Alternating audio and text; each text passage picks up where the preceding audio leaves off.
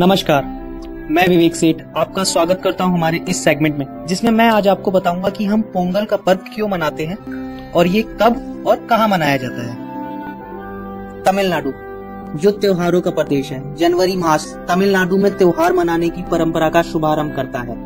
पोंगल का त्योहार तई नामक महीने की पहली तारीख यानी जनवरी के मध्य मनाया जाता है। भोगी वर्ष 13 जनवरी व पोंगल 14 जनवरी को मनाया जाता है। मातु पोंगल 15 को तथा थिरुवल्लूर दिन कामुंग पोंगल 16 तारीख को मनाया जाता है। पोंगल फसल काटने के उत्साह का त्योहार है जो दक्षिण भारत में मनाया जाता है। तमिलनाडु में धान की फसल समेटने के बाद लोग खुशी प्रकट करते हैं और इसीलिए पोंगल का त्योहार मनाते हैं। पोंगल का पर्व समाज में बुराई का अंत का प्रतीक है। लोग अपने घर की साफ सफाई करते हैं तथा पुरानी चीजों व वस्त्रों को छोड़ देते हैं। घरों को श्वेत रंग से सुशोभित किया जाता है। कृषि में काम आने वाले पशुओं को स्नान आदि कराकर उन्हें विभिन्न प्रकार के रंगों से सजाया जाता है। भोगी का दिन पोंगल की तैयारी की सूचना देता है। नए वस्त्र, तेल, स्नान जो कि तमिलों की विशेषता है तथा स्वादिष्ट भोजन भोगी पर्व की पहचान है। घरों के आंगन में गोबर का लेप किया जाता है जिससे सभी प्रकार के कीटाणुओं का नाश होता है। महिलाएं घरों के द्वार पर रंगोली सजाती है। पोंगल के दिन लोग जो वस्तुएं बेकार हो चुकी है, टूटी फूटी है, मतलब उपयोग में नहीं लाई जा रही है, उस दिन वो सभी वस्तुओं को एकत्रित करके अग्नि में समर्पित कर देते हैं।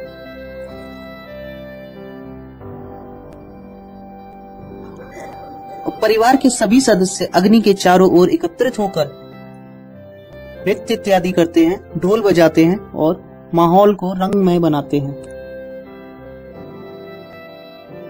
पोंगल पोंगल अर्थात खिचड़ी का त्योहार सूर्य के उत्तरायण होने के पुण्य काल में मनाया जाता है। खुले आंगन में हल्दी की जड़ की गांठ को पीले धागे में पिरोकर पीतल या मिट्टी की हांडी की गर्दन में बांधकर उसमें चावल एवं मूंग की दाल की खिचड़ी पकाते हैं।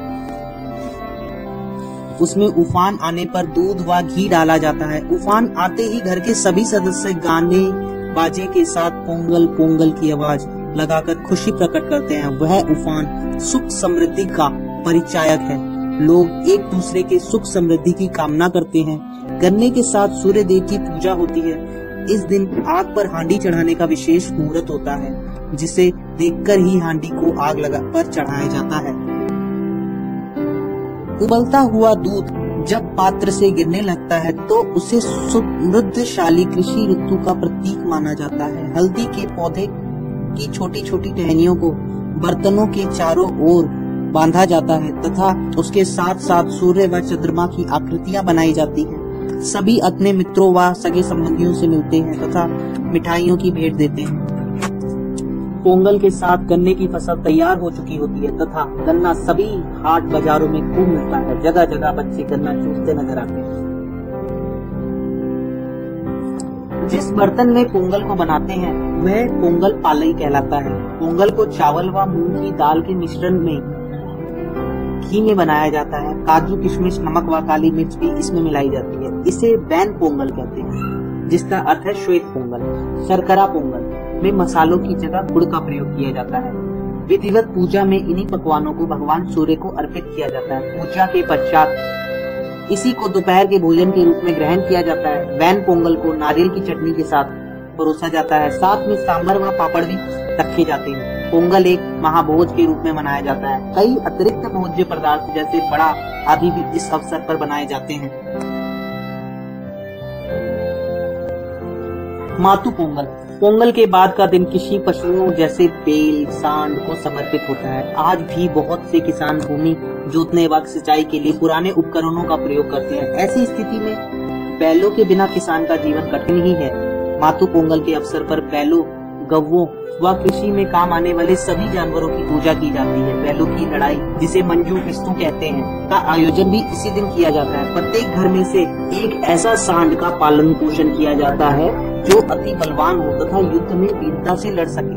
पारंपरिक रूप से ऐसी मान्यता है कि जिस घर में यदि आक्रामक सांड ना हो वह घर अपनी मान प्रतिष्ठा खो देता है। इस दिन किसान अपने आक्रामक सांडों का प्रदर्शन करते हैं। एक सांड का मालिक सभी लोगों को ललकारता है व चुनौती देता है कि जो व्यक्ति इस सांड की गर्दन से बंधे कपड़े को, जिसमें धन बंधा होता है, तोड़ देगा तथा सांड को अपने नियंत्रण में कर लेगा, वह उस कपड़े में बंधे धन का विजेता होगा। ढोल, नगाड़े व सीटी बजाकर सांड को उत्तेजित किया जाता है। कई बार तो धुआं भी जलाया जाता है।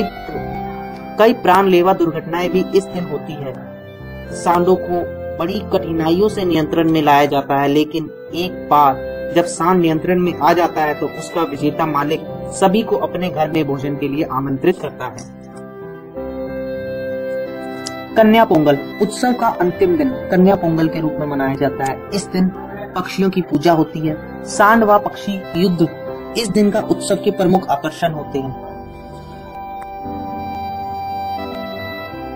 इस वीडियो में हमने आपको पोंगल के त्योहार के बारे में बताया। आशा है आपको यह जानकारी पसंद आई होगी। धन्यवाद।